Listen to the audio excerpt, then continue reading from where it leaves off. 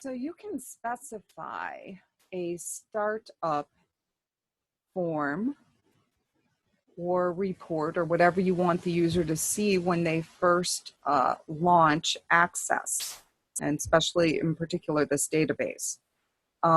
This is part of developing a fully functioning system.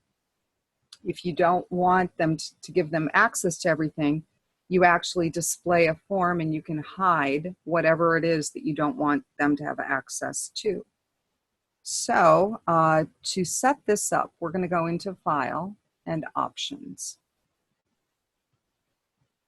And what we want is to make changes to our current database.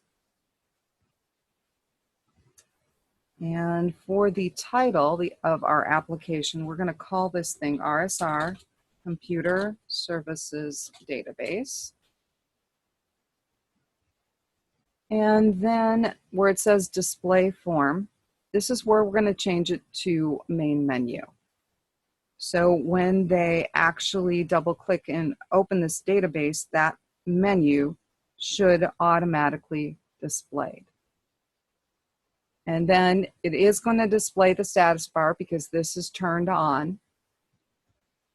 But you can see that we can actually customize exactly what displays here and how it displays. If you don't want them to have access to the navigation pane, you can actually turn that off. Okay? And then all they would see is the main menu, and that's all they would have access to.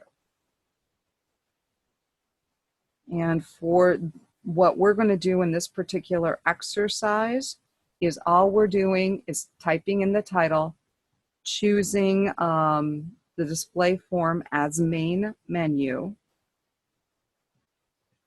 and then we're just going to click OK.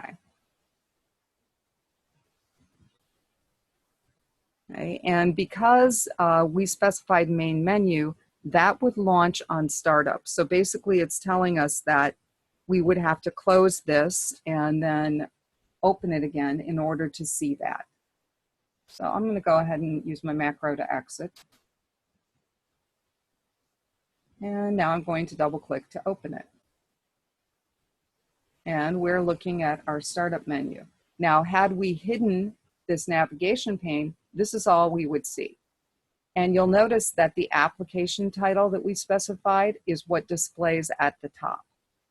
Okay, so we're not seeing the name of the actual access file and the location like we used to see.